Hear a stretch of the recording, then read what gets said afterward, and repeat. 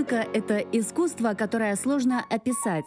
Кто-то считает, что это всезвучие, игра нот, перетекающая в мелодию. Кто-то полагает, что музыка — это целая наука с такими терминами, как бемоль, диез или бикар. Некоторые же думают, что музыка — это прекрасный язык души. Но как бы то ни было, все согласны в одном. Музыка — это переживание и чувство, когда, не используя слов и зрительных образов, удается тронуть сердца людей. А главные служители музыки, конечно, музыканты.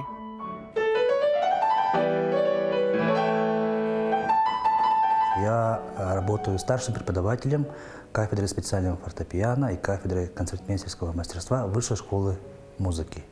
А также являюсь педагогом, преподавателем Якутского педагогического колледжа музыкальное отделение. Музыкант служит музыке или все-таки музыка музыканту? Тут 100%. Музыкант предан музыке. Музыка это вот. Музыка не может служить. Она может помогать человеку, музыканту, слушателю, но не может служить. Это музыкант служит. Человек, полностью отдавший себя музыке. Музыкант с большой буквы. Тот, кто видит мир через призму искусства. Это все про Алексея. Его знают как талантливого музыканта, отличника культуры Якутии, сильного педагога и многократного победителя крупных международных конкурсов. Любой конкурс – это дисциплина. Человек развивается. Когда готовишься к конкурсу, ты должен уже более серьезно относиться к себе, к своей профессии. И, конечно, конкурс – это новые знакомства, и шанс куда-то выйти, куда-то выступить, что тебя пригласят. В принципе, конкурсы мне тоже в какой-то степени помогли. Он заявил о себе в Киеве в 2007-м, став лучшим пианистом международного фестиваля. В 2014-м стал призером конкурса концертмейстеров в Петербурге, а недавно, в ноябре 2021 года, стал лауреатом международного конкурса искусства 21 века. Признание, победы, овации. Но кто бы знал, что с самым сложным испытанием Алексей столкнется еще в самом начале своего пути. Меня не хотели брать в музыкальную школу, начну с этого, Но все-таки мой отец уговорил моего педагога. Я сам родился в городе Верхоянске, на полюсе холода, наш северный город. В принципе, у меня родители оба музыканты, поэтому, можно сказать, у меня музыка в крови.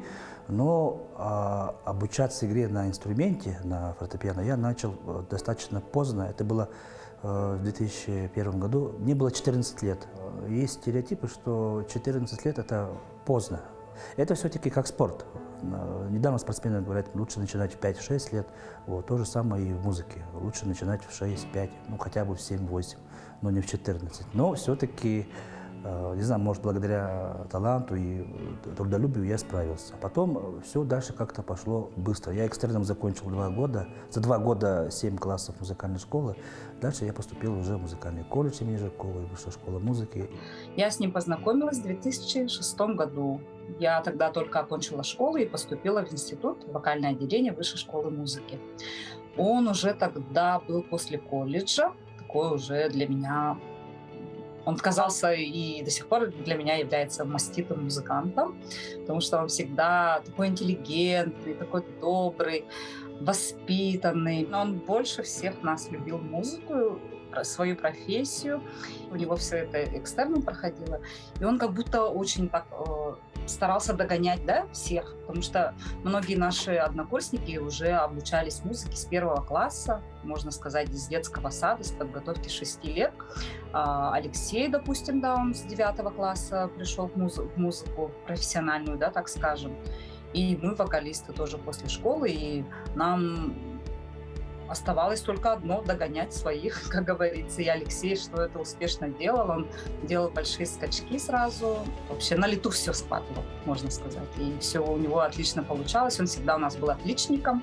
Усердный труд и талант вкупе с большой любовью к музыке позволили Алексею пройти все ступени музыкального образования. Так, после Якутска он поступил в именитую консерваторию имени Римского-Корсакова в Петербурге.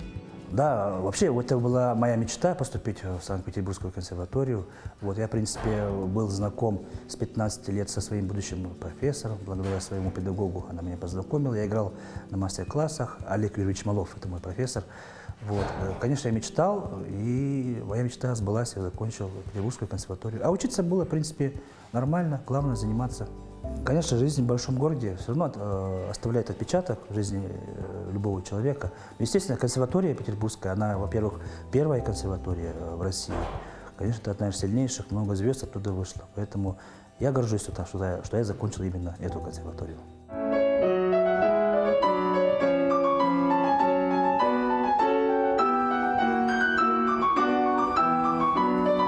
Он почитает Доминика Скарлатти и Иоганна Себастьяна Баха, любит произведения Петра Чайковского, Сергея Рахманинова и Александра Скрябина. Алексей вырос на классической музыке, учился у лучших педагогов, и сегодня он делится своими знаниями в Высшей школе музыки и педагогическом колледже Якутска. У меня есть студенты, у меня есть ученики, школьники. Просто у нас там 3 ступени. Начальное образование, среднее, профессиональное и высшее. У меня есть в каждом звене свои ученики. Я преподаю несколько предметов. И специальное фортепиано, и концертмейстерский класс, и лекции читаю студентам. В принципе, их у меня много. Конечно, задача любого педагога – это воспитать новое поколение музыкантов. Я надеюсь, что лет через 5, 10, 15 будут и мои ученики радовать нас, меня и так далее, плюс республику. Музыка является моей работой и моим хобби. Поэтому я иду на работу счастливый, я возвращаюсь с работы счастливый. Это моя, можно сказать, отдушина. Поэтому музыка – это самая главная составляющая моей жизни.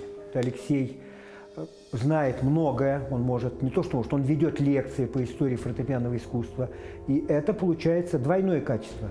Алексей, конечно, выдающийся музыкант, то, что он и концертмейстер, это отдельная профессия, отдельный диплом, он пианист, и он еще преподаватель. История фортепианного исполнительского искусства – это отдельная профессия. С музыкальной нашей школой города Вилюйска он тесно общается и ездит туда с мастер-классами, да, он помогает детишкам. И свой верхоянский улус он тоже никогда не забывает. У нас и пианистов, и концертмейстеров всегда не хватает. И то, что вот есть такие работящие люди, как Алексей Слепцов, да, то, что они трудятся во благо своей республики и помогают подрастающему поколению найти свои светлые пути. За 10 лет работы преподавателем Алексей обучил немало студентов. Сегодня его выпускники работают в музыкальных школах, являются руководителями кружков, трудятся учителями в разных уголках республики. Любовь к искусству непреложна, поэтому жизнь пианиста также неразрывно связана и со сценой. Только за 1 год он успел выступить в Москве с концертами 2 раза. Сначала в качестве солиста в музее имени Чайковского, затем аккомпаниатора в стенах исторического Суриковского зала библиотеки искусств.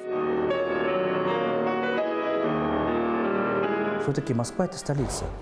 Вот. И одна из задач у нас – показать, что у нас в Якутии, на Дальнем Востоке, тоже есть хорошие музыканты. Мы тоже любим классическую музыку. И надеюсь, что мы тоже умеем исполнять ее на должном уровне. Искусство аккомпанемента концертмейстера – это немножко тоже другое. Вот. Это не сольное исполнительство. Там свои сложности, своя красота. Вот. Я это очень люблю, это дело. И сегодня у нас будет вокальная программа. Я буду исполнять вместе со своим другом, можно сказать, со студенческих лет, коллегой Зинаидой Колодезниковой. Мы будем исполнять русские романсы.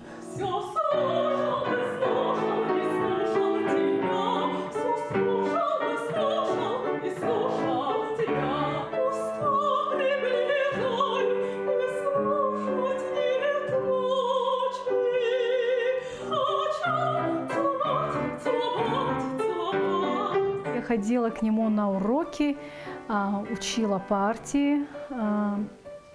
И как-то получилось, что я ему говорю, вот мне нравится романс. И он такой сразу воодушевился, вдохновился и говорит, о, мне тоже, я обожаю романсы. Набралась такая довольно-таки большая программа.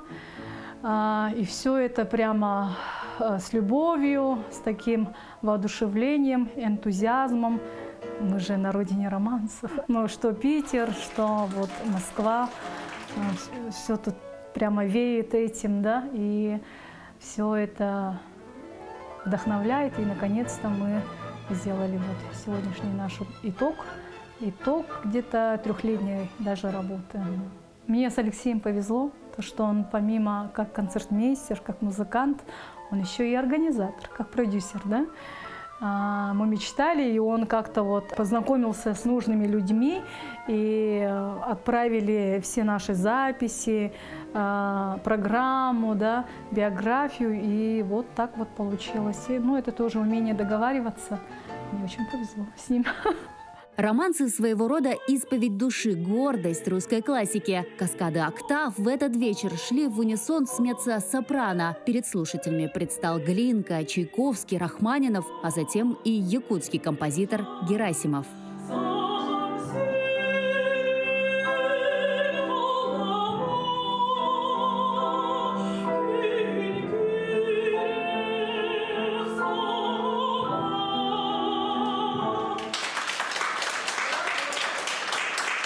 Очень понравился концерт. Я вообще обожаю меццо-сопрано, и поэтому я просто была потрясена. Мне очень понравилось. Я завсегдатай этой библиотеки. У нас очень обширная культурная программа. Я сейчас просто в таком восторге, с таким удовольствием вот присутствовала. И очень рада вот вас слышать и узнать вот о вашей культуре. Я вообще очень радостна, что артисты исполнили якутский репертуар, якутские песни. В Москве вообще не звучит якутская музыка, так что для меня, во-первых, это как связь, немножко такая небольшая получилась связь с моей родиной. И я горда за то, что вот московская публика услышала якутскую музыку. Любое музыкальное исполнение я слушаю как профессионал прежде всего. Это то, что не отключается вообще никогда. Вечер получился очень теплый, уютный. И ребята молодцы, программа составлена очень профессионально. Живые выступления воодушевляют не только слушателей, но и музыкантов. Вскоре мелодичные переливы романсов прозвучат и в разных уголках нашей республики. А Алексея, его талант и творчество жаждут в очередной раз услышать в Москве. Да, мы хотим, уже есть энергия хотения. Алексей Слепцов дает в малом зале на инструменте, который он сам выбрал, концерт фортепианной музыки. Он будет рассказывать о чем? О Скарлатте, и будет играть из 500 сонат 4, которые он выбрал. Он будет играть вариации Брамса на тему Шумана, будет играть избранные прелюдии, этюды, картины и пьесы, конечно же, Рахманинова, и что-то Шопена. Это в первом приближении.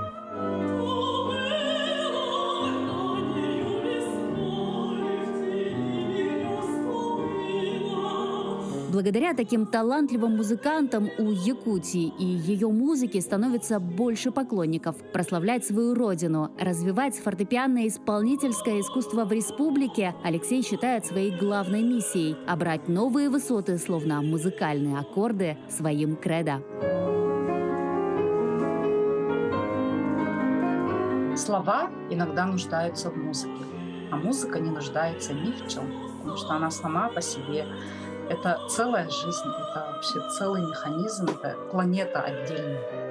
Каждый музыкант пытается себя самовоспитывать и свой вкус музыкальный, и оттачивать свой талант. И Алексей, что у него это отлично до сих пор получается, он до сих пор развивается. Алексей, он очень активный человек, прекрасный музыкант, еще как спортсмен, активист. Вот эти вот качества притягивают по-энергетически, может, мы как-то вот совпадаем. И, конечно, как пианист, как концертмейстер ведет, и звучим воедино, и это прекрасно.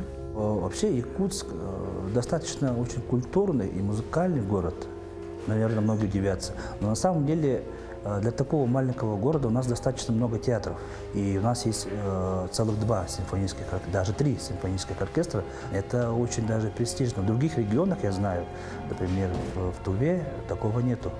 Вот, поэтому Якутск достаточно музыкальный город, и музыканты, в принципе, имеют возможность себя реализовать. Поэтому я рад, что живу именно в Якутске. Айсена Пурнашова, Виктор Олесов, Джур Березкин. Москва, Якутск.